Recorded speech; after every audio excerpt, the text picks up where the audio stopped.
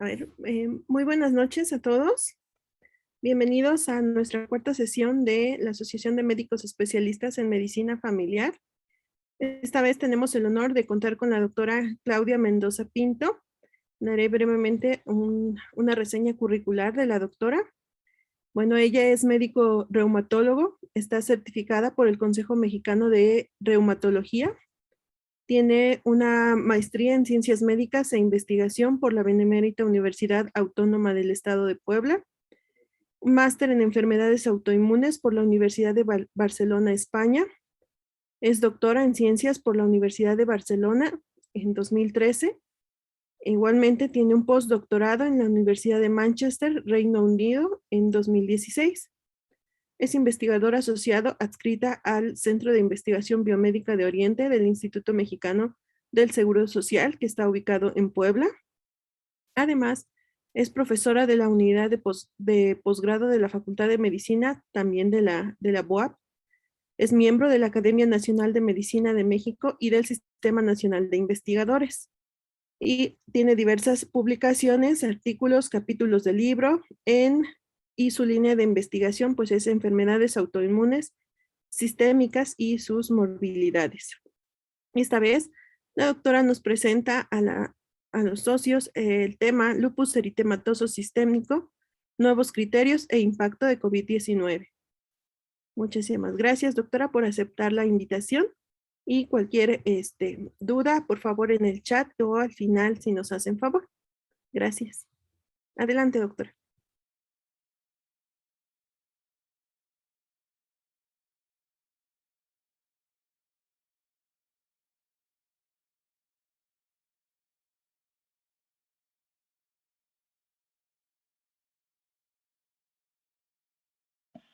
Buenas noches, ¿me escuchan? Así es, doctora. Perfecto. Perfecto, ya se escucha. Bueno, antes que nada quiero agradecer su amable invitación. Es un gusto, placer, también honor estar participando en esta ponencia del día de hoy. Estar con la Asociación de Médicos Especialistas en Medicina Familiar del Estado de Tlaxcala. Agradezco la invitación a la doctora Citlali Portillo García por su invitación, esperando que esta plática pues sea de mucha utilidad, enfocándola en el aspecto clínico, ¿sí?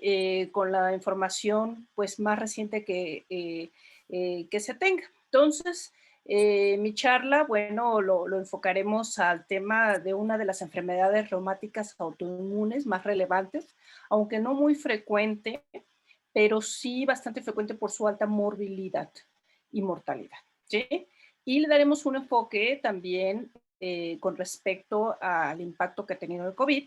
Y no nada más lo voy a enfocar a lupus, sino también a otras enfermedades reumáticas que también pueden ser enfermedades que se atienden en la consulta de primer nivel, ¿sí? Donde ustedes puedan estar en contacto con alguno de estos pacientes y cuál es la visión actual con la evidencia que se tiene hasta la fecha actual, ¿sí? Entonces, mi agenda, los datos que yo les presentaré, bueno, pues unas generalidades de lupus, pero me enfocaré principalmente a explicarles los nuevos criterios clasificatorios que son del 2019, pero quizá no están muy difundidos porque acaban de terminar sus fases de validación. Sí, hablaré un poco del aspecto ya enfocado en la segunda área que hablaré esta charla, sobre el impacto que ha tenido la pandemia con la infección del virus del SARS-CoV-2 en relación a las enfermedades autoinmunes reumáticas, haciendo énfasis a lupus, ¿sí? Explicando un poco también qué nos dicen las últimas guías en el contexto de COVID, ¿sí? Y que también los aspectos en relación a la vacunación que implican con estos tipos de pacientes, que son un grupo susceptible a tener complicaciones, y se surgen muchas dudas, tanto del paciente como médico que los atiende, ¿sí? Sobre la relación de las vacunas en esta enfermedad, su efectividad, el riesgo de complicaciones, etc. Bueno, empezaré mi charla explicando que, como sabemos, el lupus es una enfermedad reumática autoinmune, ¿sí? Multisistémica.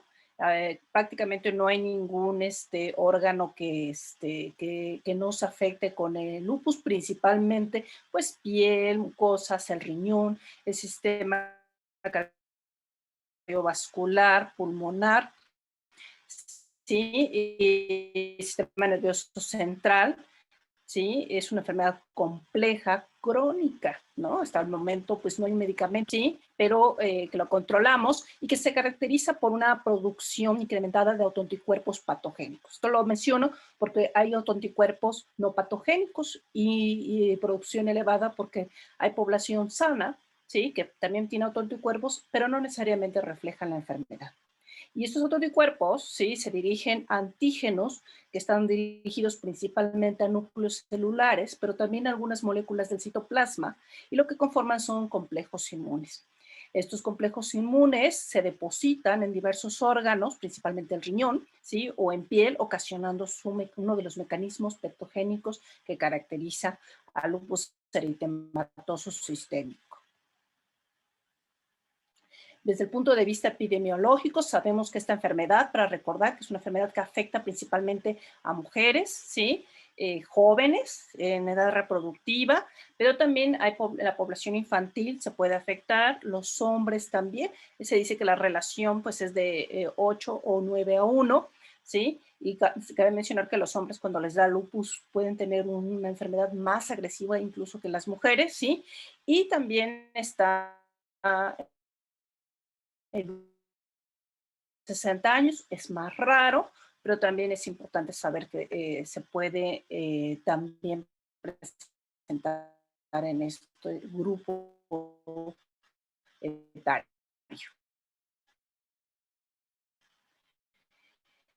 Se sabe mundial, ¿sí? En región se localice. Sin embargo, las prevalencias e incidencias varían por región, en parte, ¿sí? Por los métodos metodológicos para recolectar los datos y la disponibilidad de estudios epidemiológicos en cada país. No todos los países tienen datos epidemiológicos de lupus. Lo que sí se sabe, ¿sí? Que en algunas áreas afroamericanas, probablemente más frecuente, se sabe que la población africana tiene un lupus más frecuente, más incidente, incluso más grave, donde también factores socioeconómicos contribuyen a estas complicaciones que tienen los pacientes. Se ha detectado en población hispana. Se sabe que la población hispana, y eso incluyendo hispanos mexicanos, ¿sí? Tenemos más riesgo de tener la enfermedad y más riesgo de tener complicaciones graves de la enfermedad. Incluso en estudios de Estados Unidos, donde son multiétnicos, esta población es con la que más morbimortalidad tiene, igual que la afroamericana. En México ya hay algunos datos epidemiológicos, no son muchos, pero ya empieza a verse ya un estudio de epidemiología por grupos de reumatólogos mexicanos, que han evaluado y se ha determinado que en México la prevalencia es del ¿sí?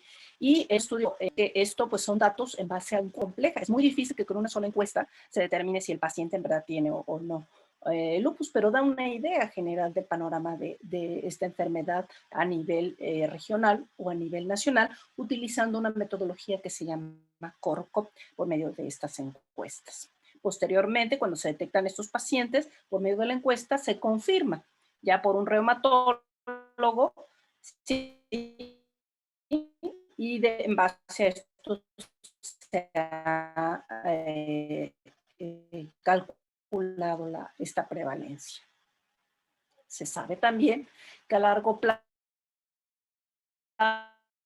o a mediano plazo, esos pacientes pueden tener supervivencia mejorada en los últimos años, a diferencia de los pacientes con lupus fallecían en menos de 5 años, Hoy en día, gracias a los métodos diagnósticos y terapéuticos, no hemos logrado curarla, pero sí se ha logrado mejorar la supervivencia y más del 90% alcanzan los 5 años y casi una cifra similar de 85 a 90% los 10 años y ya se está previendo que quizá hasta 20 años, ¿sí? Aún así, su mortalidad es mayor comparada con población de la misma edad, ¿sí? Es más frecuente que mueran que alguien que no tiene la enfermedad. Se ha considerado que el lupus es una de las causas de muerte más frecuente en mujeres jóvenes, ¿sí? Que en teoría no tendrían por qué tener mayor complicación. Tener lupus es una alarma de que hay que tener mucho cuidado desde el diagnóstico y el tratamiento, evitando las complicaciones y cuando se suceden tratarlas en un tercer nivel para evitar la morbilidad. Sabemos, por ejemplo, el embarazo, ¿sí? Contribuye a exacerbación de la enfermedad, poniendo en riesgo la vida no solo de la madre, sino también de su bebé durante el embarazo o en el periodo de puerperio en los primeros 40 días del nacimiento. Y esto es difícil todavía controlarlo, todavía se puede presentar el síndrome de anticuerpos antifosfolípidos, que es una enfermedad prima hermana de lupus, ¿sí? Y que se combinan estas enfermedades, hay una sobreposición y complicando más todavía a estas pacientes. En un metaanálisis realizado en el 2016 de más de 26,000 mujeres, de los estudios donde ha acumulado mayor número de sujetos por medio de esta metodología, se calculó que las mujeres de lupus tienen de 2.6 veces más riesgo de morir, ¿sí? que mujeres de la misma edad, pareados por edad, que no tienen lupus. ¿Cuáles son las causas que se han relacionado a mayor frecuencia de muerte en estas mujeres? Pues las infecciones. Y aguas aquí, porque en parte estas infecciones están dadas relacionadas con el medicamento que damos, ¿sí? A veces el medicamento que damos para controlar la enfermedad exponemos a mayor riesgo de infecciones. Y hoy en día, pues incluyendo también a la infección viral por SARS-CoV-2. Entonces, pero también la actividad de la enfermedad contribuye a la mortalidad y la enfermedad cardiovascular. Las pacientes tienen más riesgo de aterosclerosis temprana. Las mujeres con lupus tienen 50 veces más el riesgo de un infarto al miocardio que una mujer joven, ¿sí? Sin lupus eritematoso sistémico. ¿Sí? Se dice que en promedio las mujeres, el promedio de muerte es 22 años menos, ¿sí? Comparados con las mujeres con lupus. Su supervivencia está todavía disminuida. Y los hombres también, pero la brecha es de 12 años, es menor, quizá porque hay menos casos que las mujeres. Hemos tenido la oportunidad de analizar la mortalidad en nuestro país, las tendencias. Esto es un estudio que hicimos en nuestra unidad con la gente que trabaja con nosotros, donde hay expertos en metodología, reumatólogos y también alumnos de maestría que participan con nosotros. Este estudio fue recientemente aceptado y está publicado en la revista Lupus de este mes, ¿sí? Ahí lo pueden ver con detalle, ese primer estudio a nivel nacional en relación a la mortalidad. Y quiero nada más presentarles en esta gráfica que es muy didáctica, ¿sí? Ver la tendencia. Lo que nosotros hicimos fue medir las defunciones, sacar los datos del Registro Nacional de Bases de Datos de Cubos dinámicos de la Secretaría de Salud, ¿sí? En todo el país, desde 1998 hasta 2017. La tendencia de mortalidad en lupus usando esta misma metodología de tasa de mortalidad ajustada por edad en otros países de primer mundo, la tendencia en los últimos años ha sido a la baja. Pero vean que en nuestro país, esto está dividido en rojo mujeres y en azul los hombres, la tendencia es hacia la alza. Varios factores pueden contribuir. Una, que haya más conciencia de la enfermedad, se sepa más de que mueren las pacientes, incluyendo lupus, ¿sí? Y se registran más en las actas de defunción, que es de donde se basa este registro. Sin embargo, pues de accesos a los servicios de salud, ¿sí? Puedan contribuir a esta mortalidad. Aunque hay nuevos medicamentos, estos medicamentos son caros y no todos tienen acceso a estos medicamentos que pudieran mejorar la supervivencia. Entonces, más adelante es un motivo de investigación saber cuáles son las principales causas que contribuyen a esta tendencia hacia la alza en nuestro país, o esperemos, analizando y con unas mejores bases de datos, vigilar y seguir teniendo a investigación para ver cuál es el comportamiento de estas tendencias en los siguientes años. Con la finalidad de poder ayudar a limitar el daño ocasionado por la enfermedad y por lo tanto su y mortalidad, lo importante es saberlo diagnosticar.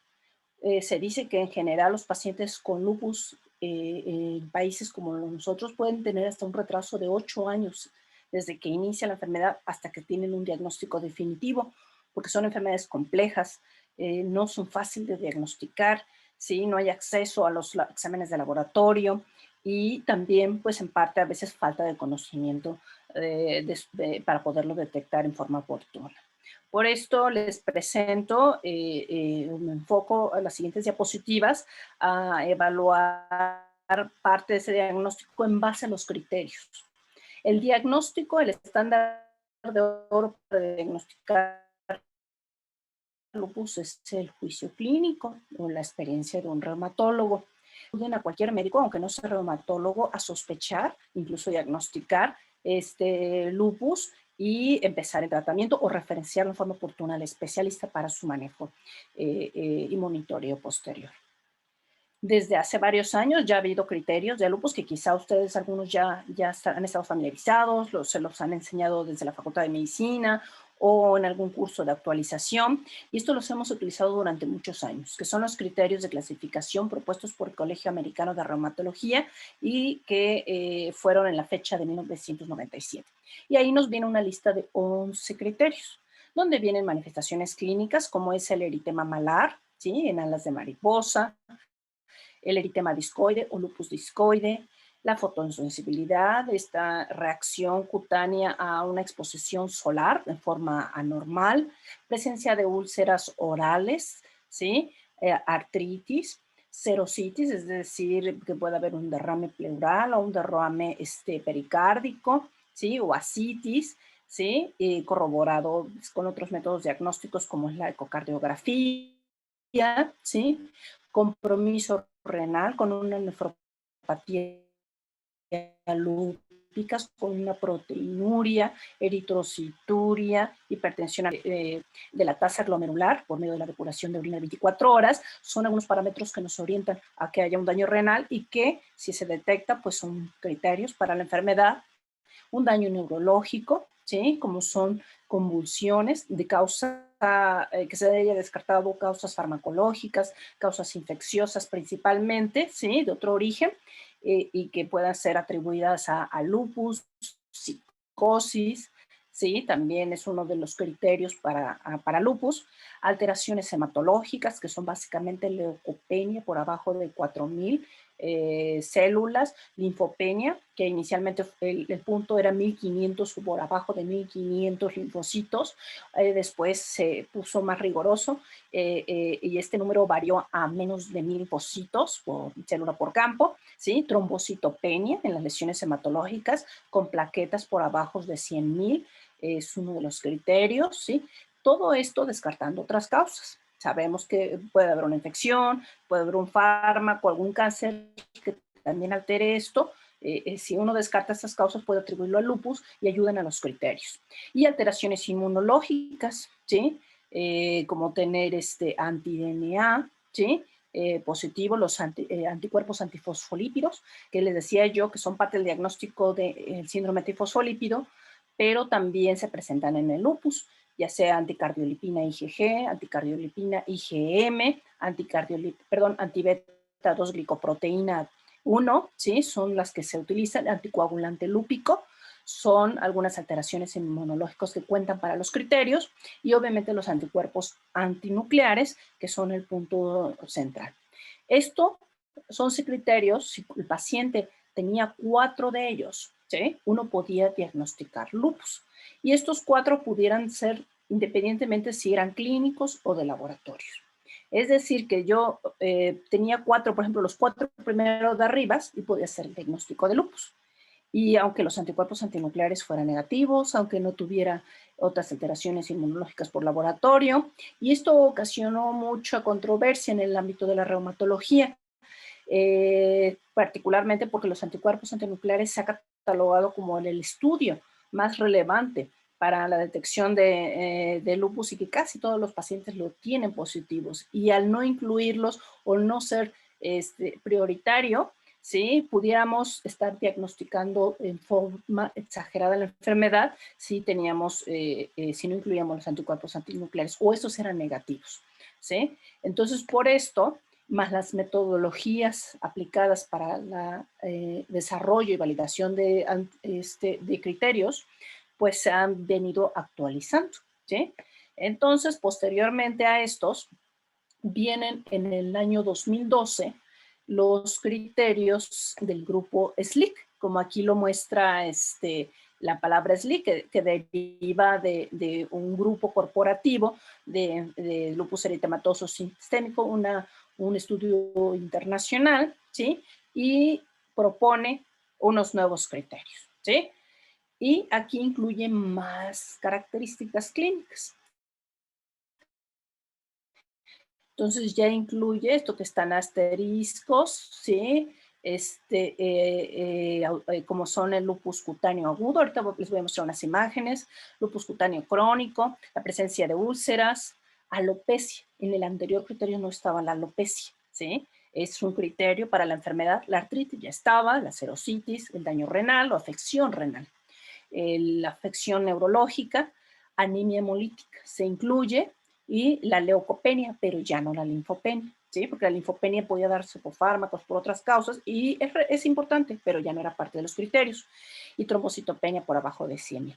Y los criterios inmunológicos, que están en primer lugar los anticuerpos antinucleares, el anticuerpo anti-DNA, anticuerpo anti-ISM o anti-SMI, que es su nombre, anticuerpos antifosfolípido, y incluye algo que no tenían los pasados, el complemento bajo, los niveles de complemento bajo que el laboratorio marca, y si están bajos ya es un criterio, o una prueba de CUMS positiva, ¿sí? Entonces, aquí los criterios es que igual tienen que ser 4 o más, pero que sí, tiene que ser obligatorio uno inmunológico y uno clínico, por lo menos, ¿sí? No puede faltar, o sea, no puedo decir 4 de esta lista y aunque no tenga ninguno de estos. No, debe de haber al menos uno positivo de estos inmunológicos y 4 de estos. Y esto, aunque se van actualizando, doctores, se los pongo porque siguen siendo vigentes, no porque ya haya nuevos, estos se olvidan. Cualquiera puede ser útil, ninguno sustituye a su juicio clínico, ¿sí? Son una guía que nos ayudan a poder diagnosticar, ¿sí?, a los pacientes y siguen siendo vigentes. Ahorita les voy a decir de su sensibilidad y especificidad de cada uno de estos, ¿sí? Pero no se conformaron, quieren actualizarse, ¿sí? Grupos de expertos y colaboraciones de asociaciones médicas reumatológicas internacionales. Las dos grandes que tenemos es el americano, el Colegio Americano de Reumatología, y el Grupo EULAR, que es el europeo.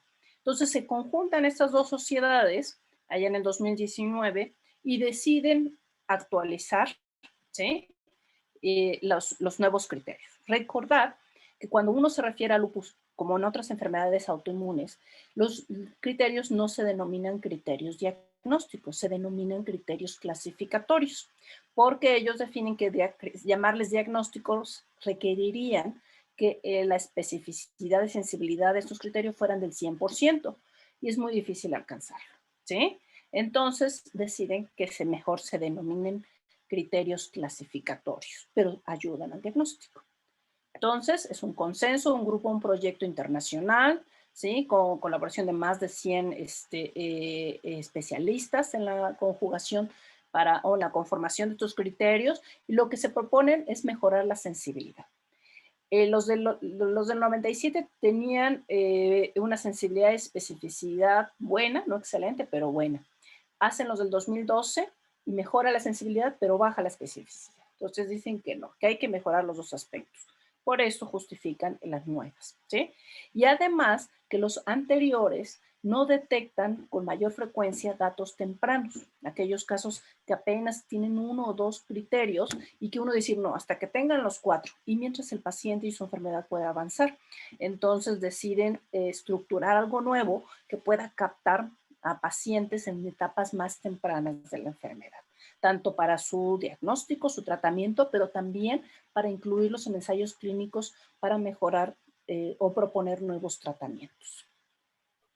Entonces, aquí ellos lo primero que se formulan, ¿cuál es la importancia de los ANA? La ANA es la forma cariñosa que nosotros les decimos a los anticuerpos antinucleares. Entonces se analizó que dice, pues casi todos los médicos es lo que se basan en el diagnóstico. Hacen una revisión sistemática, ¿sí? Y ven que es uno de los datos más importantes para el diagnóstico de lupus. Entonces, en combinación con esto, ¿sí? Lo que deciden es que estos nuevos criterios, el primer criterio de entrada sea anticuerpos antinucleares. Es decir, que yo puedo tener varias manifestaciones clínicas y laboratorios, pero lo que me debe de guiar para hacer el diagnóstico es que los anticuerpos antinucleares estén positivos. Ahorita voy a mostrarle la lista de estos criterios.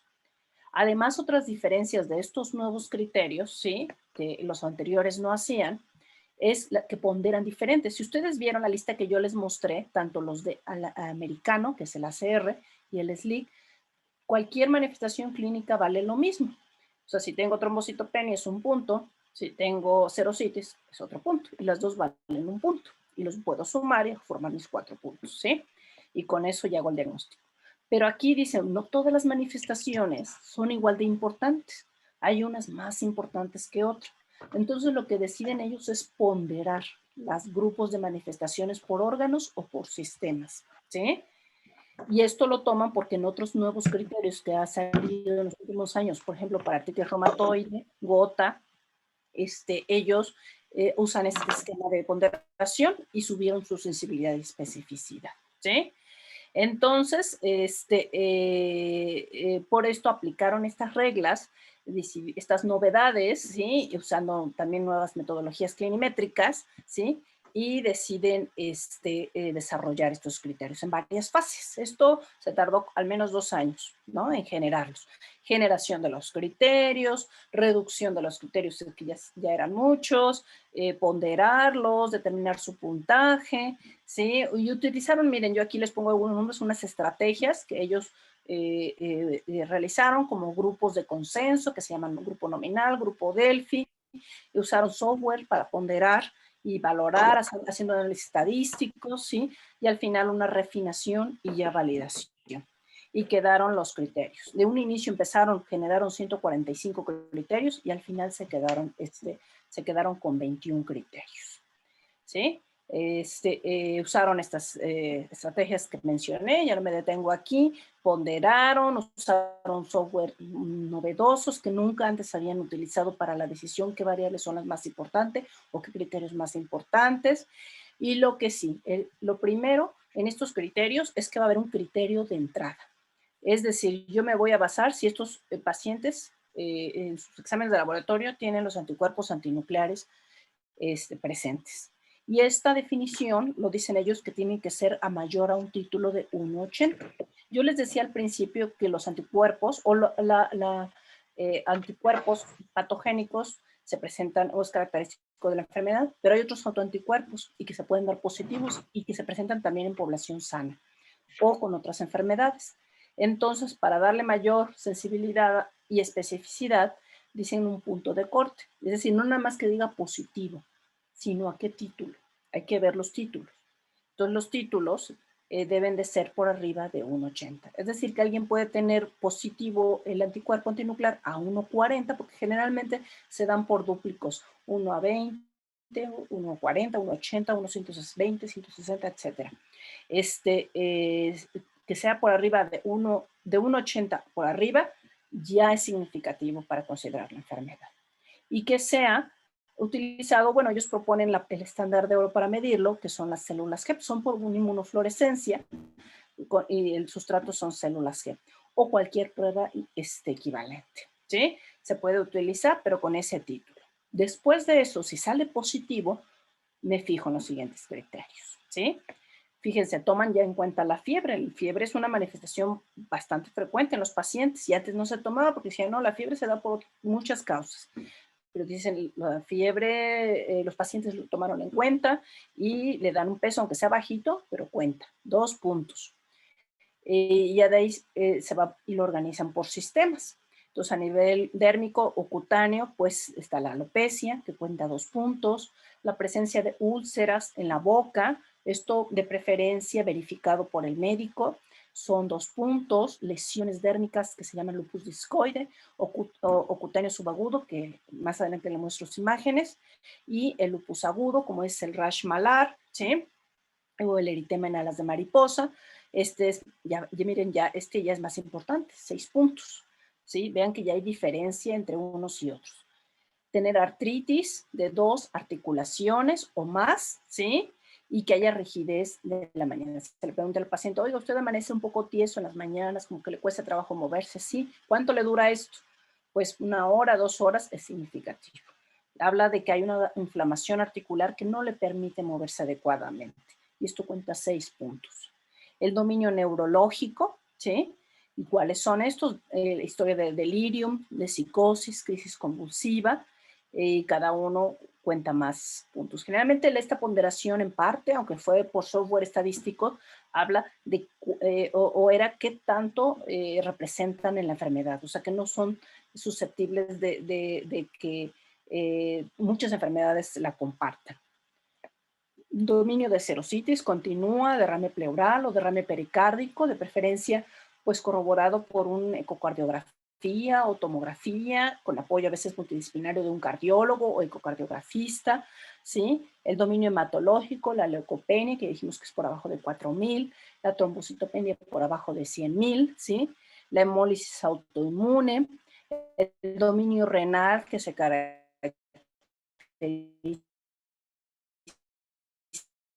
por proteinuria, por arriba de cuando se sospecha afección renal, pero esto acompañado de medir las proteínas en orina de 24 horas, ¿sí?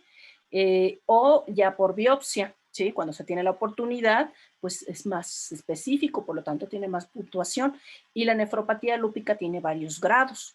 Entonces, si es 2 o 5, es la 8, y las más representativas y graves de la enfermedad son la tipo 3 y la tipo 4. Por eso estas valen 10 puntos, ¿sí? Pero eso pues sí se requiere del especialista de nefrólogo. Y aquí vienen algunos marcadores inmunológicos, los anticuerpos, antibeta 2 glicoproteína IgG, anticoagulante lúpico, y generalmente por arriba de 40 unidades GLP, ¿sí? Ya es significativo, 2 puntos. Y la medición de complemento. Complemento, ya sea uno de ellos, son 3 puntos, o si los dos, el C3 y el C4, están bajos, esto sube a 4 puntos. Y los anticuerpos específicos. Sabemos que los anticuerpos antinucleares estaban positivos, porque era el criterio de entrada. Pero, ¿a qué va dirigido? ¿A qué componente del núcleo?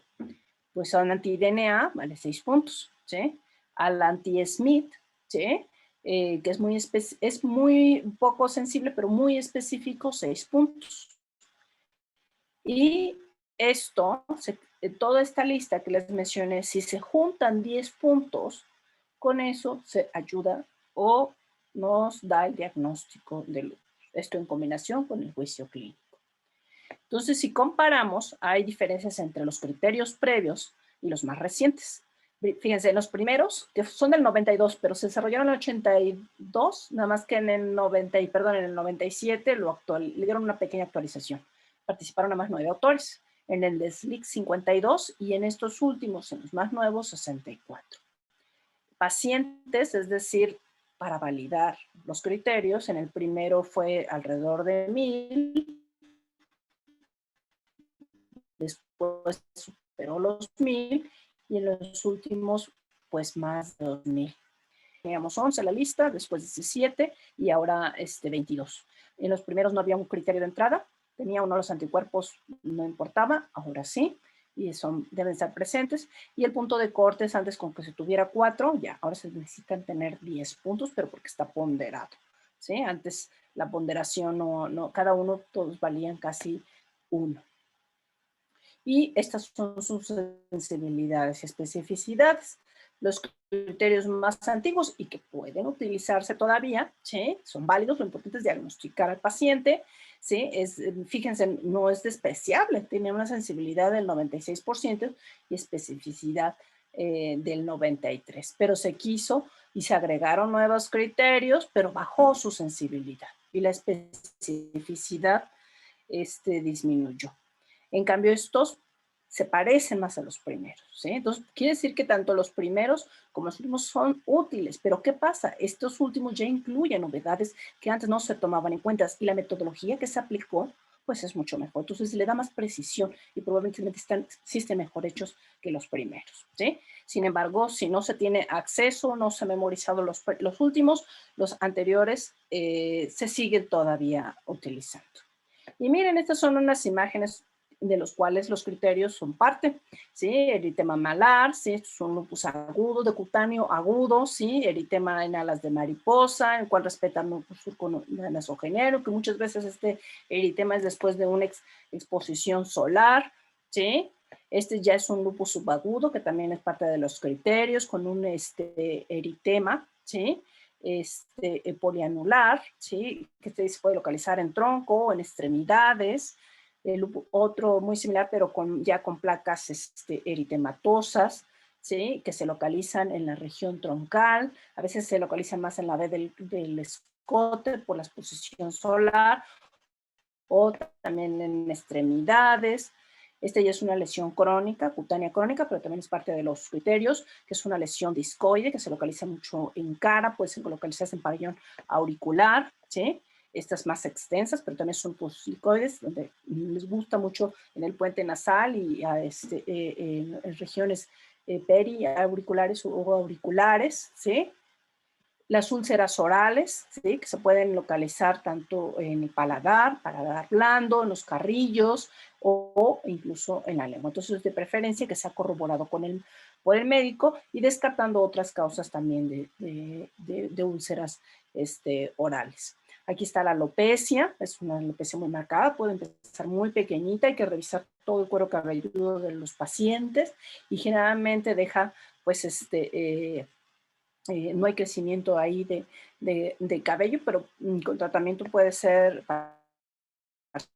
parcialmente reversible. Esto se desprende muy fácil el cabello en estas pacientes. Otras lesiones características de la enfermedad, aunque no son parte de los criterios, pero sí nos ayudan a orientar el diagnóstico, son vasculitis digital con lesiones periunguiales, ¿sí? Con mucha afección del lecho unguial. Entonces son aspectos que no se necesita un estudio sofisticado, pero que desde la clínica, con tener al paciente se puede sospechar una vasculitis leucocitoclásticas en extremidades inferiores, haciendo diagnósticos diferenciales, ver si es una púa, no está asociada a trombocitopenia, si es de tipo por trombocitopenia o si es una lesión vasculítica. Esto pues ya lo da con mayor precisión ya una biopsia cutánea y analizada por el patólogo. Entonces son algunas de las imágenes que les quería mostrar y un resumen general de estos criterios. Finalmente, pues me voy a enfocar al impacto que ha tenido la pandemia en las enfermedades reumáticas autoinmunes, donde no nada más el lupus está, otras enfermedades, recordar la artritis reumatoide, ¿sí? La síndrome de Sjögren, las miopatías, están partes de esta enfermedad. La primera pregunta que surgió cuando esta pandemia es saber qué tanto existe un mayor riesgo de infección, de esta infección en estos pacientes. Y al principio pues se sabía que pues es incierto, ¿sí? Sin embargo, en un reciente metaanálisis se ha analizado y aunque hay resultados muy diferentes dependiendo de la región donde se haya analizado, sí se ha visto que hay un ligero aumento del riesgo. Y esto es esperado en parte porque pues, son pacientes que toman inmunosupresores, ¿sí? Toman esteroides, ¿sí? Entonces sí los exponen a mayor riesgo de tener la infección como cualquier otro paciente que está incomprometido, perdón. ¿Sí? ¿Cuáles son los datos clínicos? Que durante la infección de SARS-CoV si había diferencia en su comportamiento clínico, también se analizó por ahí en un estudio y se encontró que los pacientes con alguna enfermedad reumática autoinmune con mayor frecuencia presentaban disneas, mialgias, malestar general, anorexia, augeusia, anosmia, ¿sí? Comparado con otros pacientes que no tenían enfermedad. También lo podían presentar, pero parecería ser que estos pacientes, estas manifestaciones la presentan con mayor frecuencia, pero no es constante en todos los estudios, todavía sigue siendo controversial, pero hay que estar alerta de esas manifestaciones, ¿sí? Se ha visto también que tienen una reacción más a la leucocitosis, los niveles de ferritina no se elevan tanto comparado con los otros pacientes, probablemente por esa inflamación crónica que ya tienen, que ya manejan un nivel de inflamación ya sostenida de años, ¿sí? Y que pueden tener unos mayores niveles de creatinina que parado con aquellos sujetos que no tienen enfermedad autoinmune. Otra pregunta, ¿se hospitalizan más los pacientes con enfermedades autoinmunes, incluyendo lupus, comparado con la población que no tiene estas enfermedades? En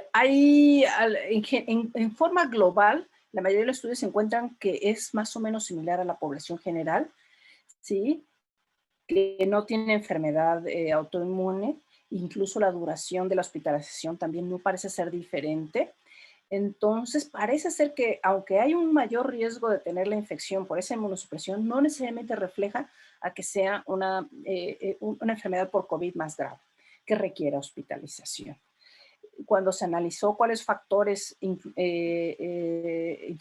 en que estos pacientes sí se llegaran a hospitalizar, aquellos que sí lo requerían, pues no era muy diferente a lo que ya se sabe de otros pacientes o de otras personas del público general, que es más en el género masculino, a mayor edad, que tengan más morbilidades, diabetes, hipertensión, obesidad, etcétera. Entonces no había un patrón que dijera, no. O sea, igual que un paciente con enfermedad autoinmune, se debe igual vigilar de acuerdo a sus morbilidades, va a tener más riesgo de hospitalización. Aquel que es diabético, hipertenso, de mayor edad, va a tener mayor riesgo de hospitalización, pero no en sí por la enfermedad, sino por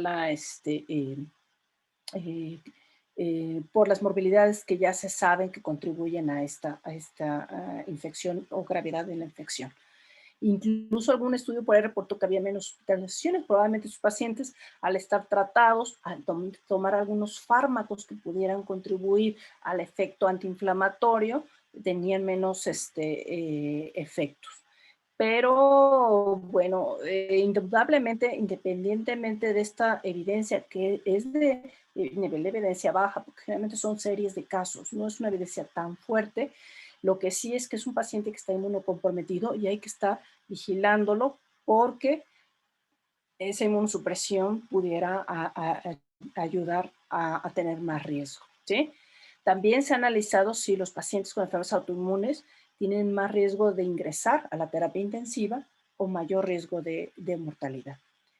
Se ha visto que en estudios, sobre todo son estudios pues localizados en unidades hospitalarias de países. La primera evidencia, la mayor parte de la evidencia viene de Europa, que es donde inicialmente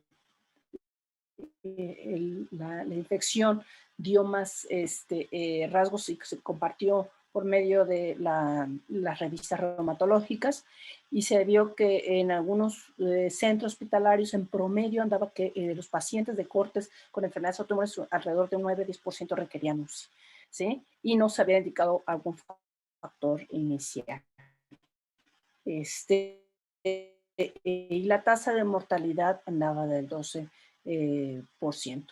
Ahí, por ejemplo, Alemania en sus cortes ha dicho que pues, la mortalidad no es diferente comparado con la población general. En Italia sí lo encontraron incrementada. Entonces hay un poquito de variabilidad, pero parece ser que sí hay un pequeño mayor riesgo de mortalidad en la población. ¿Y qué factores cuando se ha analizado? Pues igual que los de la población general. Sexo masculino, edad mayor, tener hipertensión, enfermedad cardiovascular. Lo que sí es que estos pacientes con enfermedades autoinmunes tienen mayor riesgo de tener movilidades que las que no tienen enfermedades autoinmunes. Con más riesgo tienen hipertensión, con mayor riesgo tienen enfermedad cardiovascular, como ya dijimos, entonces por sí ya los hacen pacientes susceptibles. Y también se ha visto que aquellos que tienen una actividad de la enfermedad más elevada también tienen mayor riesgo de mortalidad. ¿Sí? Algunos estudios también ya han analizado que el uso de glucocorticoides, los esteroides, la prednisona también contribuye. Aquí tenemos que tener mucho cuidado, que hay que controlar la enfermedad, pero también sabiendo que hay que tratar de dar la dosis más baja posible y el menos tiempo posible para no exponer al paciente a mayor complicaciones. Igual también inmunosupresores como sulfasalacina, rituximab, micofenolato se han encontrado. Más adelante también hablaré de esto. En resumen, ¿sí? En este gráfico que encontré, ya les explico, ¿sí? En esta línea es una línea del tiempo, ¿sí? En un año aproximadamente, del 2020, de enero, ¿sí? Abril, en el estudio, ¿sí? Un poquito menos de un año. Alrededor de por ahí son los estudios, los nombres ya de la línea horizontal hacia arriba marcan los estudios que marcan que sí hay más riesgo comparado con la población general. Y aquí marcan los estudios que dicen que es igual.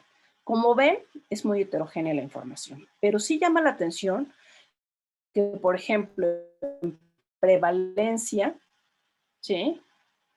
Parece ser que no es que les dé con mayor frecuencia la infección, ¿sí? Algunos dicen que es igual y algunos que sí. Ahí se van, más o menos.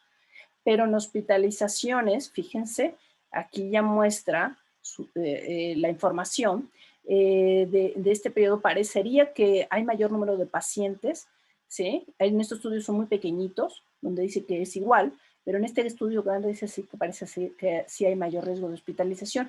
Y la mortalidad está en verde. La mortalidad son menos los estudios y la cantidad de pacientes, miren, comparado de 122, que dicen que es igual. Sin embargo, aunque no hay muchos estudios, pero esos estudios ven la cantidad de pacientes que analizaron, de registros nacionales. A nivel de Reino Unido, ¿sí? Son más de 10,000 estudiando bases de datos grandes, que parece ser que sí la mortalidad está incrementada. Entonces, esto nos alerta que sí hay que vigilar a los pacientes, no alarmarlos en forma exagerada, porque la información y la evidencia es diversa, unos que sí, otros que no, pero sí decirle que el riesgo existe. Ese riesgo sí existe, no es abismal, pero sí existe. Entonces, para que el paciente tenga o tome mayores medidas. Brevemente, antes de hablar parte del tratamiento y de la vacuna, sí, les menciono que bueno, también parte del COVID ha habido manifestaciones reumáticas que como médicos de primer contacto hay que estar al tanto, ¿sí? Las más frecuentes que se han registrado son mialgias y fatigas que no requieren un tratamiento quizá más a fondo o que no necesariamente reflejan una enfermedad crónica autoinmune, ¿sí? Pero sí ha habido otras complicaciones que se han detectado dentro del contexto de la enfermedad o infección aguda, ¿sí? Como son citospenias, o incluso ahora con el COVID persistente, ¿sí? Ha habido reportes de enfermedades autoinmunes que no son reumáticas, pero son autoinmunes, como síndrome de Guillain-Barré, encefalitis. Los niños incrementaron los casos de una respuesta sistémica inflamatoria similar a la enfermedad de Kawasaki, por ahí habrán oído ustedes, y que antes el Kawasaki era muy raro, sigue siendo raro, pero se incrementaron los casos exacerbados por la infección y tiene que ver con la autoinmunidad. Entonces, ese también es otro impacto que ha tenido en la aparición de nuevas manifestaciones, ¿eh? O en forma transitoria la presencia de los anticuerpos. ¿Qué nos dicen las guías para el manejo de un paciente que tiene una enfermedad reumática autoinmune? ¿Sí? En forma general, ¿sí? Al principio se especuló que si los AINES, que se dan con mucha frecuencia, no más para lupus, para artritis, para osteoartritis, para dolores crónicos, musculoesqueléticos se dan, si podía tener peores resultados, pero no ha habido una evidencia que sustente que tenga mayor riesgo de complicaciones por su uso, ¿sí? Entonces no se recomienda retirar este medicamento, ¿sí? Solamente cuando haya una afección renal grave, ¿sí? O cardiovascular, ¿sí? Un paciente hospitalizado, pues el AINE no es, hay que indicarlo solamente en otros contextos, pero evitando otras complicaciones gastrointestinales principalmente, ¿sí? Y el paracetamol, los reumatólogos usamos mucho el paracetamol para el dolor. En este caso, tratar de no olvidar que el paracetamol a veces exacerba el daño hepático en una infección viral, no nada más en SARS-CoV-2, en cualquiera, el síndrome de Rayet, etcétera. Entonces, no olvidar que pueda predisponer en estos pacientes, tener cuidado. Los glucocorticoides que se dan para enfermedades ya una enfermedad autoinmune, como es el lupus, ¿sí? Los datos pues son contradictorios de seguirlo dando o no. Lo que sí es que no podemos suspender el tratamiento a un paciente que ya tiene una enfermedad reumática autoinmune, ¿sí? Sino hay que valorar qué dosis, qué medicamentos ayudan al control de la enfermedad y tratar de reducir dosis de glucocorticoides. Independientemente de la SARS-CoV-2, estos medicamentos ya sabemos que tienen efectos colaterales múltiples. Entonces, lo que se recomienda pues es dar por tiempos lo más corto que se dé. Y no mal informar al paciente que porque toma esteroides le va a proteger de la infección por la cuestión inflamatoria. En general, en pacientes ambulatorios, ¿sí? Entre menos dosis, entre menos tiempos, mejor pronóstico para la enfermedad, menos complicaciones y menos riesgo de infección. Otro escenario clínico, como es aquel paciente hospitalizado con una respuesta inflamatoria aguda con tormenta de citocina por SARS-CoV-2, bueno, ahí ya tendrá otra indicación diferente. Los usos de los fármacos modificadores de la enfermedad que utilizamos para forma crónica controlar en artritis reumatoide, en lupus, ¿sí? En neuropatías inflamatorias, en Sjögren, como ejemplos en el flunomide, que es la araba, el metotrexate o ledertrexate, la sulfasalacina que se ha dado para las espondilosartropatías, ¿sí? Si no hay una infección aguda y el paciente debe de continuar con el tratamiento. Es decir, ¿sí? Estos medicamentos que son los modificadores de la enfermedad, son evento agudo en tiempo corto, dosis va a variar de la gravedad de la enfermedad, pero lo menos que se pueda dar.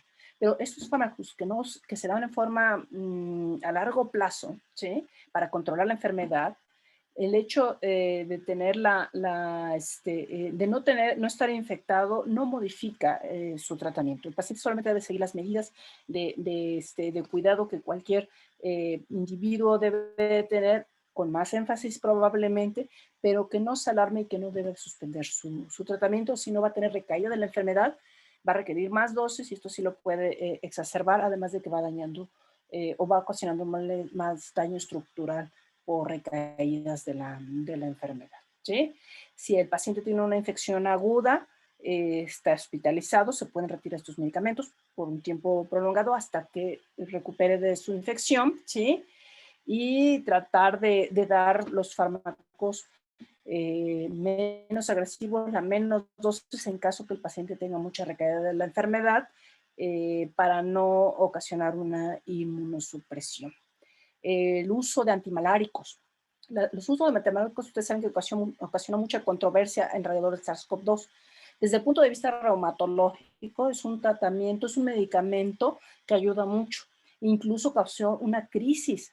Los pacientes con enfermedades autoinmunes que tomaban cloroquina o hidroxicloroquina para controlar su enfermedad se quedaron sin medicamento durante meses por esa crisis que hubo inicial de que todo el mundo andaba comprando esto para supuestamente el COVID, que después se vio que no tenía ningún efecto, ¿sí? Pacientes con enfermedades autoinmunes se debe de continuar con ese tratamiento, no para el COVID, sino para su enfermedad reumática autoinmune y no suspenderla a menos que haya una contraindicación de otra índole. E incluso en el embarazo, perdón, aquí me pasé, las mujeres embarazadas con lupus, el uso de antimaláricos evita las recaídas de la enfermedad. Aquella paciente que toma antimalárico tiene mejor pronóstico. No se debe de retirar, ¿sí? No se debe de retirar, o si no lo toma porque alguien se lo había quitado en el pasado, hay que iniciarlo, ¿sí? Pero nada que contraindique por el hecho de la pandemia en este momento. Otros fármacos con más potencia u otros mecanismos de acción, ¿sí? Inmunosupresores, los biológicos, ¿sí? Que eso pues se aplican con una indicación muy precisa, con terapias biológicas para artritis reumatoide principalmente, y algunos ya con lupus empiezan a usar también este tipo de fármacos, ¿sí? Como el adalimumab, infliximab, etanercept y sus diversos nombres comerciales que existen, ¿sí? Se recomienda continuarlos, no suspender el tratamiento si no hay una infección aguda y menos grave.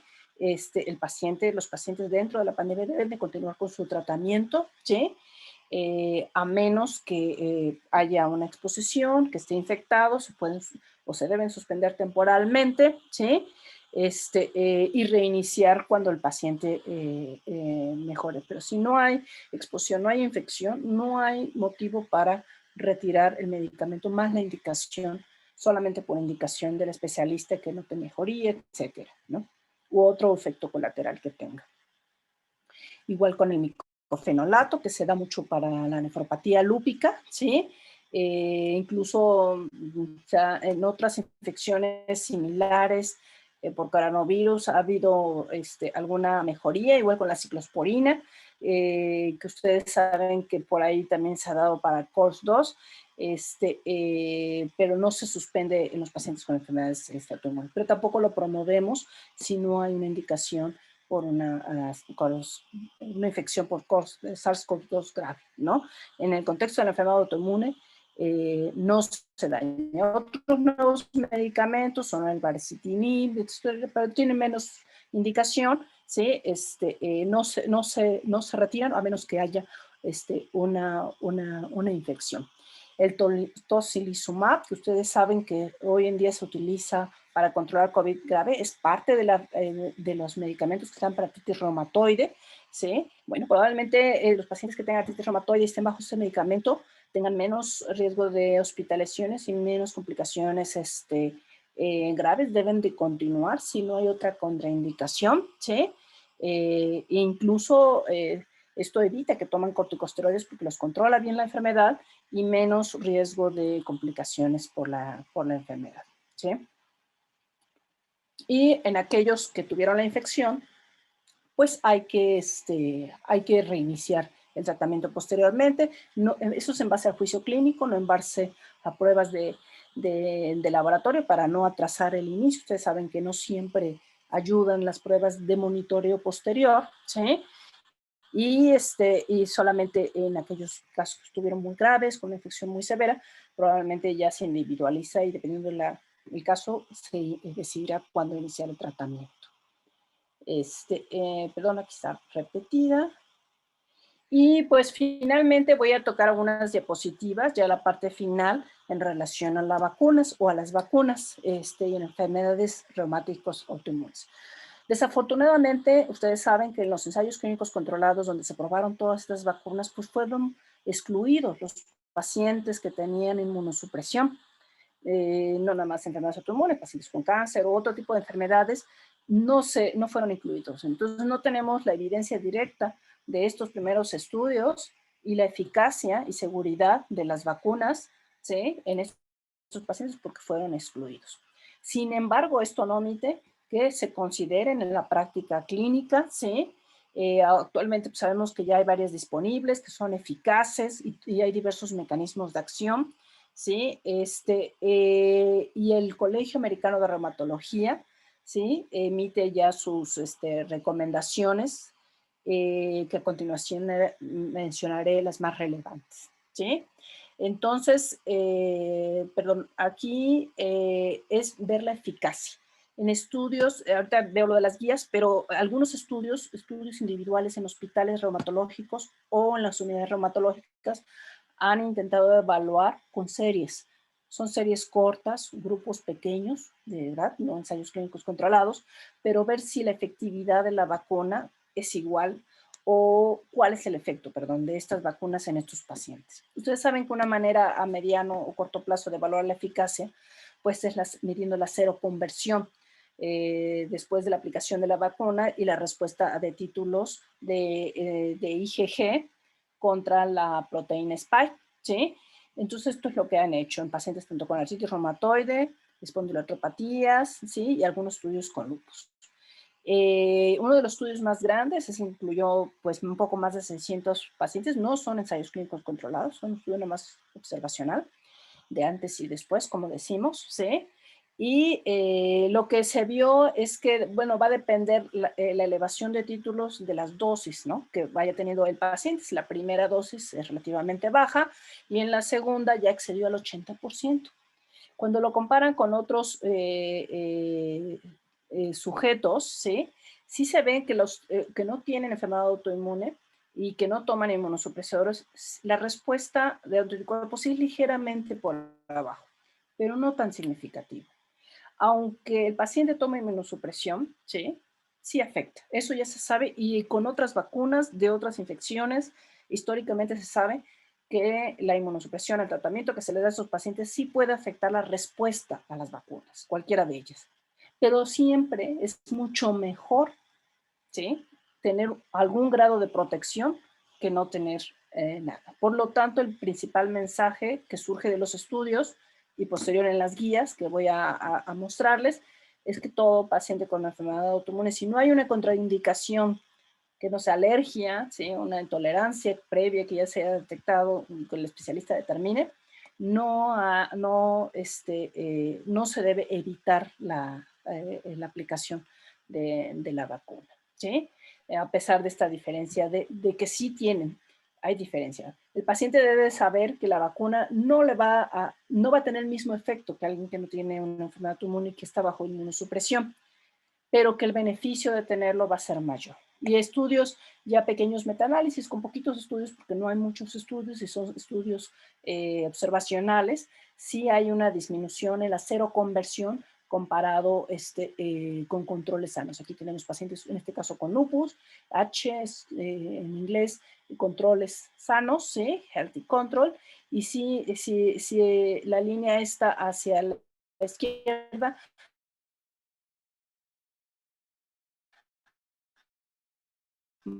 marca que es por abajo la seroconversión, entonces el beneficio está. También cuando se ha comparado con artritis reumatoide, la seroconversión es mayor. Aquí tenemos los de lupus y acá tenemos los de artritis, se jala más hacia los artritis. Los de artritis reumatoide parece tener mejor efecto a las vacunas que los pacientes con lupus. Y en parte es razonable porque los pacientes con lupus, al ser una enfermedad más grave, reciben más inmunosupresión. Entonces probablemente esto sí está afectando el grado de seroconversión. Y las guías, y hay guías, por aquellos que les interese leerlo en extenso, del Colegio Americano de Reumatología, ¿sí? Donde exponen recomendaciones para el uso de las vacunas. Les voy a explicar lo más importante, que está el cuadrito aquí en rojo, y dice, porque el primero que es que el compromiso de los reumatólogos, estar atento, que los pacientes se deben de vacunar, ¿sí? Pero basado en el riesgo, ¿sí? De COVID, que es mayor el riesgo de infectarse, mayor de tener complicaciones, sobre todo si tienen comorbilidades y que estos pacientes generalmente tienen muchas comorbilidades, es más el beneficio, ¿sí? De vacunarse, ¿sí? Y que no vacunarse, ¿no? Y que las eficacias son parecidas, no igual, pero sí pueden ser parecidas a las de la población general, y que no hay motivo de no vacunarse excepto tener alergias a alguno de los componentes de la vacuna, ¿no? Y de ahí otros aspectos es el medicamento. ¿Qué debo de hacer? ¿Qué medicamentos afectan más en la eficacia de la vacuna? Los glucocorticoides, dosis mayor de 10 miligramos afecta. Pero el hecho de que yo tenga un paciente que esté activo y que requiera estos medicamentos, ¿sí? No me voy a esperar hasta que ya esté mejor y le quite el medicamento para ya vacunarlo, ¿no? ¿Qué tal si en ese tiempo se infecta, ¿no? Y le da un COVID grave, va a ser desastroso. Entonces, independientemente, lo único que hay que hacer es que no esté muy activo el paciente, ¿sí? Con mucha dosis de medicamentos, valorar el tiempo que nos va a llevar esto, pero en la medida que sea posible, iniciar la vacunación. Uno de los medicamentos que más afecta es la terapia biológica. Se llama rituximab, anti-CD20, y son de los medicamentos que sí afectan más la seroconversión. Lo que se recomienda cuando un paciente va a requerir este medicamento es planearlo, primero vacunarlo y esperarse de 2 a 3 semanas a iniciar el tratamiento, ¿sí? Si por algo hubo una urgencia, esperarse 2 semanas, ¿sí? Después del medicamento, de 2 a 3 semanas y vacunarse. Explicando al paciente que su posibilidad de efecto de la seroconversión o de la eficacia de la vacuna, pues sí va a ser menor porque se le aplicó antes el medicamento. Pero es más el beneficio que si no se vacuna, ¿sí? Y probablemente este paciente que no recibió, por haber recibido este medicamento, la seroconversión fue más baja, buscar la posibilidad de un refuerzo después de haber terminado el efecto. Este medicamento tiene un efecto a largo plazo, que son de 6 meses, después de una aplicación intravenosa. También el metotrexate, micofenolato, también se ha investigado y parece ser que el metotrexate, fíjense, esto está en medio de la línea, no es muy diferente a los controles, entonces quiere decir que parece ser que el metotrexate no afecta tanto la seroconversión, aunque algunos reumatólogos, pero eso ya es criterio personal, las guías no lo especifican o del todo lo van cambiando, es que deciden planearlo, retiran el metotrexate 2 semanas, ¿sí? Y después de 2 semanas se planea la vacunación. Claro, hay que recordar que las guías están hechas en países donde la población tiene más disponibilidad de las vacunas, ¿no? Entonces, por lo tanto, ellos pueden planearlo más. En nuestro medio es más difícil porque las fechas, lugares, accesibilidad a la vacuna están más limitados. Pero bueno, es lo que dice el Colegio Americano de Reumatología y nos da una orientación de cuál puede ser el efecto o el beneficio, ¿no? El micofenolato también puede afectar, básicamente todos los inmunosupresores afectan la seroconversión, pero eso ya era conocido por otras vacunas. Otra pregunta final con las vacunas. ¿Las vacunas exacerban la enfermedad? ¿Van a hacer que el paciente recaiga? Es otra pregunta que se hace el paciente y obviamente el médico. Uno de los estudios que ya se realizó el año pasado, que incluyó a más de 1,000 pacientes con enfermedades musculoesqueléticas y que recibieron vacuna derivado de mRNA, ¿sí? Solamente el 11% tuvo recaída y ninguno de ellos fue grave. Esto también es importante tomarlo en cuenta porque a veces el paciente tiene miedo. Me van a vacunar, la enfermedad me va a recaer. Y el médico también, es natural. ¿Por qué? Porque las vacunas son un sustrato de autoinmunidad, ¿sí? Son un agente extraño. Ya sabemos que pueden desencadenar autoinmunidad, pero es baja y la posibilidad es muy baja. Entonces, no hay, esta no es un motivo de preocupación las recaídas, ¿sí? Y si lo hay, cuando ha habido recaídas, lo que se ha visto es que son en pacientes que ya tenían la infección SARS-CoV-2, ¿sí? Que la recaída fue 6 meses antes de la vacunación y en combinaciones múltiples. Aquellos que reciben más medicamentos, probablemente la vacunación tuvo menos efectos y tienen más combinaciones o efectos inmunológicos que hacen que recaiga el paciente. La mayoría de las reacciones secundarias a la vacuna es como lo que tiene la población general. Son locales, dolor local, dolor en el brazo, inflamación o cambios dérmicos y fatiga, ¿sí? Pero tampoco se ha visto que haya reacciones alérgicas más graves derivadas de la vacunación en pacientes con enfermedades autoinmunes, por lo menos hasta a los estudios que tenemos. Esto puede cambiar, esto puede acumularse mayor evidencia con estudios más grandes y podemos encontrar nueva evidencia en los siguientes meses. Otra preocupación, la trombosis, ¿no? La trombocitopenia. Ha habido casos que después de una vacunación, ¿sí? Ha habido casos de trombosis y trombocitopenia, principalmente con aquella vacuna que tiene el vector adenoviral, que es la vacuna de AstraZeneca y de Janssen. Sin embargo, son casos excepcionales. Y no hay reportes de aumentado de trombosis y trombocitopenias en enfermedades crónicas. Esto le da un margen de seguridad al paciente y a nosotros como médicos para explicarle al paciente y que no tenga miedo a las vacunas, ¿sí? Pues con esta diapositiva finalizo con algunos mensajes, hay más, pero tratando de resumir en 3 puntos, ¿sí? La infección sabemos que es un reto para todo el mundo y más en los pacientes con una enfermedad crónica, hay que manejar la enfermedad, si los medicamentos afectan el virus, a ver, los medicamentos afectan la vacuna, etcétera. Es complejo. ¿sí? Pero ya hay guías que nos ayudan a tomar decisiones y hay que estar pendiente de que se vaya actualizando la evidencia. Basado en la literatura reciente, parece ser que ese riesgo que hay, y sí es un riesgo que está aumentado en estos pacientes, pero no es muy grave. No está a mayor riesgo de UCI o de mortalidad, ¿sí?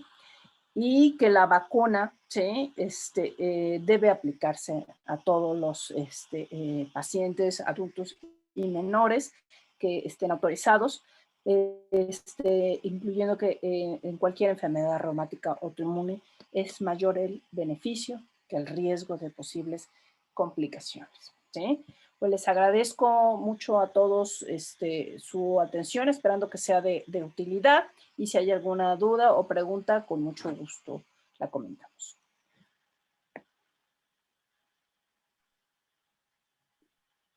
Bien, ¿alguna duda? ¿Alguien que quiera levantar la mano o en el chat, por favor? Y la que postean aquí personal no quiere participar. Bueno, dice aquí Está bien, que está bien. este, en relación a las secuelas a largo plazo en estos pacientes, sí se ha visto que son más, más fuertes. En general, independientemente de la pandemia, estos pacientes tienen secuelas, tienen daño crónico. Los pacientes con lupus pueden tener un daño renal crónico, incluso que llegan a terapia, a diálisis, hemodiálisis, trasplante renal, si es que es posible hacerlo, y también a otros órganos. Hay secuelas, dependiendo del órgano de donde el lupus afecte, van a ser las secuelas. Hay pacientes donde el lupus ha afectado más a nivel articular, pueden llegar a tener deformidades. Hay pacientes donde ha sido sistema nervioso central y tienen déficits motores. Los renales es lo que más nos preocupa. 50% de los pacientes con lupus en algún momento de la evolución de la enfermedad van a tener el riñón afectado.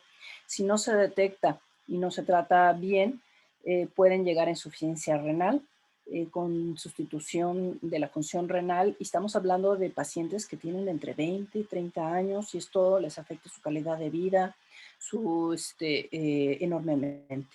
En otros órganos, la piel, pues son cicatrices, deformidades, también puede afectar el ojo, pueden perder la visión. Entonces, es una enfermedad drástica desde el punto de vista que hay riesgo de muchas secuelas.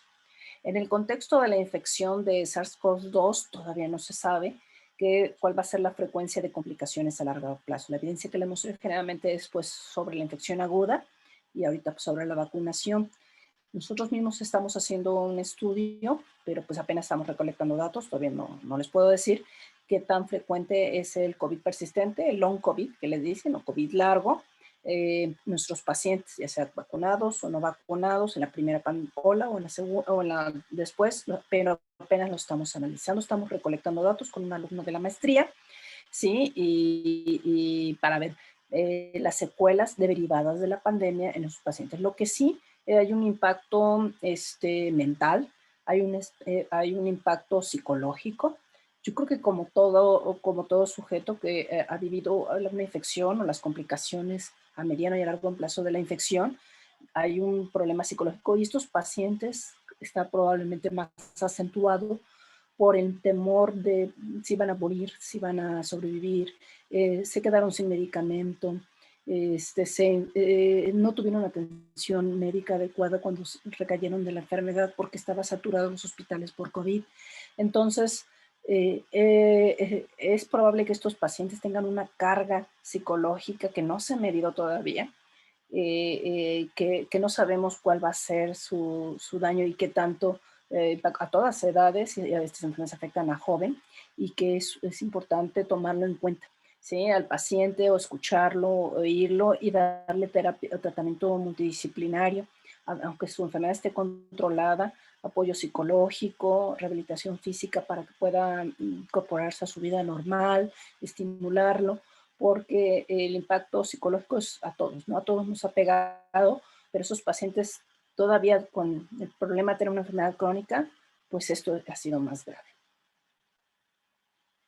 Así es, evidentemente. Y otra pregunta, Vania Rodríguez Zárate, por los diferentes mecanismos de alguna vacuna tiene más o menos relación a reactivación en personas con enfermedades autoinmunes.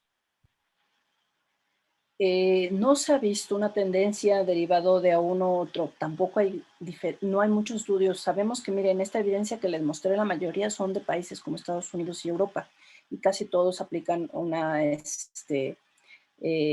las vacunas derivados de RN mensajero.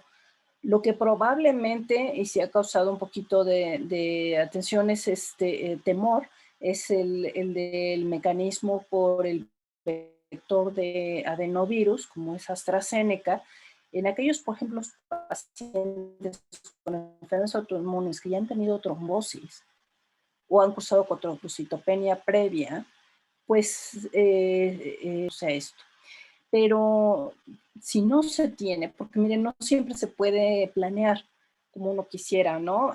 La disponibilidad de las vacunas no está en la decisión de nosotros los ciudadanos, sino que es como haya accesible. Es más el beneficio de vacunarse que por miedo, temor o que algo pase, se deje de vacunar, porque la tasa de efectos indeseables eh,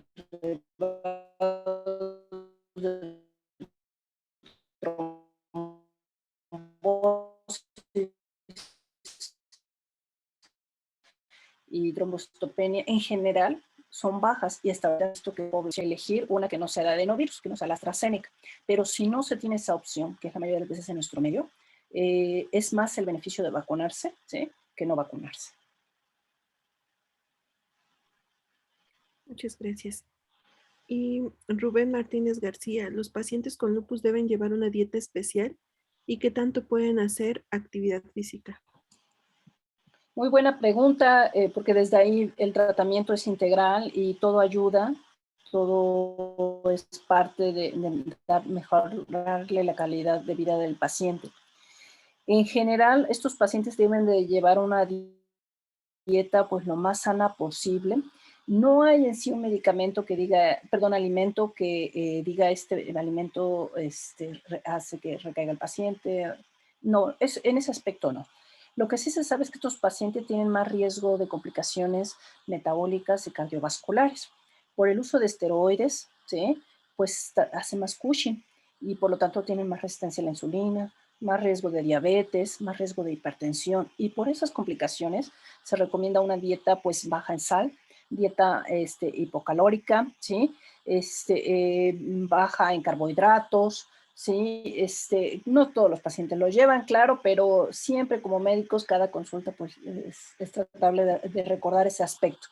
¿Sí? Algunos pacientes que sí llegan ya, sospechamos que pueden tener ya problemas metabólicos o antes que se puede, pues ayudarse con el nutriólogo para que le personalice la dieta. Pero sí es importante que la dieta, independientemente de estas complicaciones, prevenirlo, entonces deben de llevar una dieta, pues lo más sana, baja en carbohidratos, ¿sí?, y en grasas,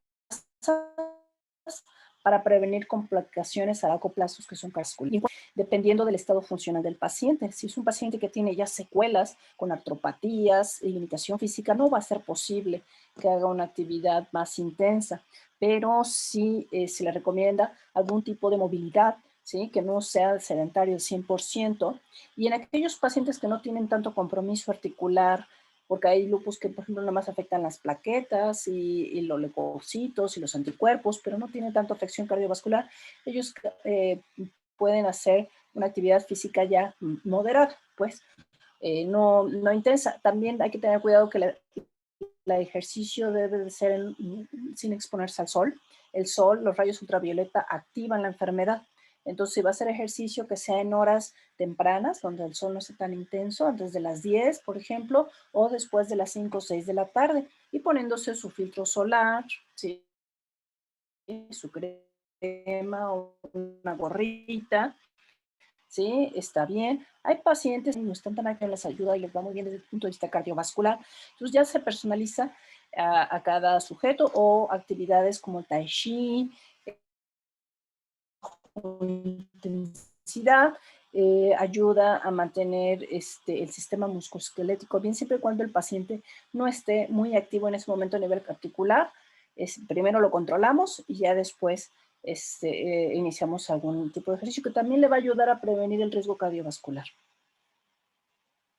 Okay. Y la última pregunta de Daniela Solís, ¿cómo es la forma en que se puede dar manejo a mujer embarazada con lupus? ¿De la misma manera se puede llevar a cabo su inmunización?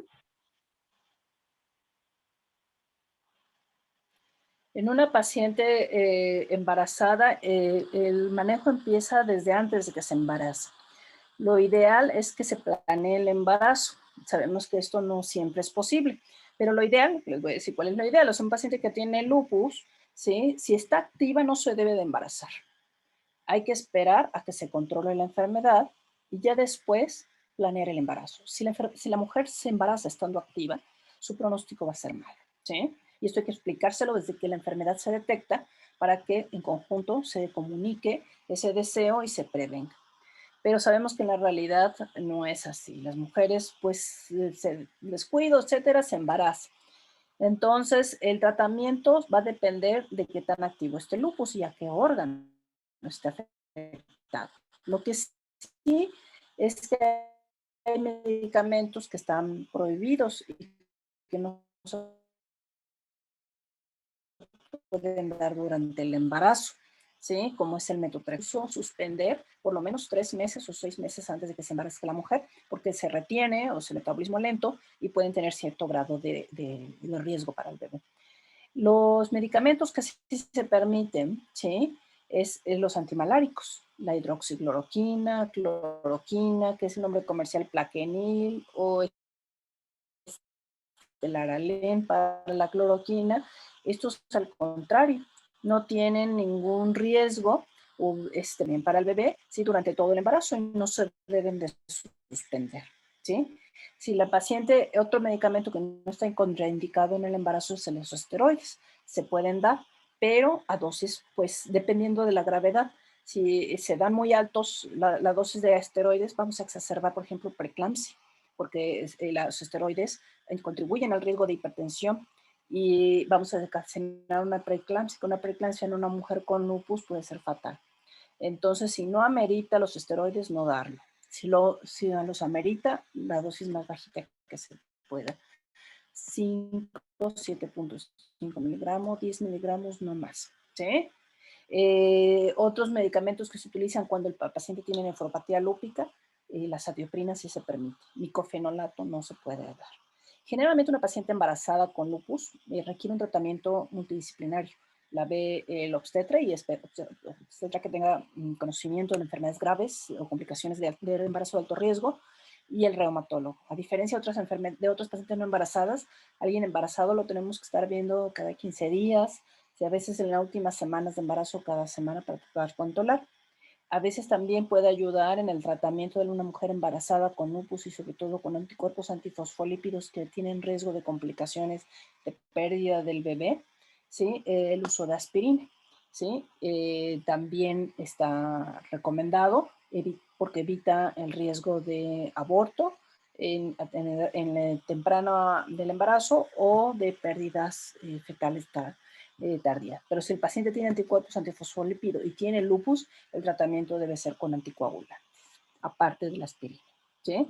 Pero ya esto en forma de especialidad, pero está permitido y va a disminuir el riesgo de complicaciones. Muchas gracias, doctora.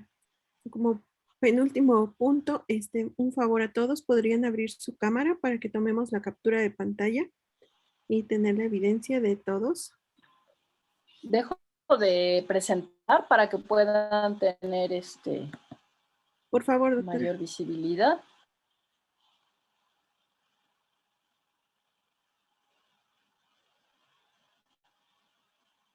Muy bien, entonces, todos guapos. Ay, ay, ay.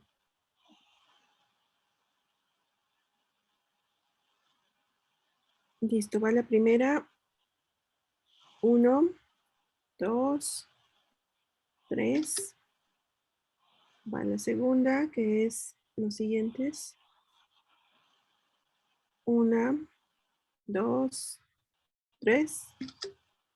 Siguiente. Ya no abrieron mucho sus cámaras. Eso, ahí están, qué bueno. Y la última.